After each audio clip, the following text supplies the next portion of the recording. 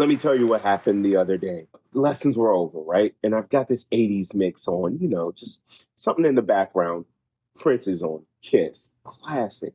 And this kid, Yellow Belt, has the nerve to say to me, hey, Michael Jackson was better than Prince. I didn't even have the energy to argue with the kid, but I mean, can you believe that? Believe what? That he's a yellow belt or that he's right? What? Michael Jackson was better than Prince, hands down. Dude, Prince played like 24 instruments. He's one of the greatest guitarists of all time. I mean, Michael Jackson's great, but he couldn't even play a cowbell. Prince couldn't moonwalk or do the lean thing from Smooth Criminal.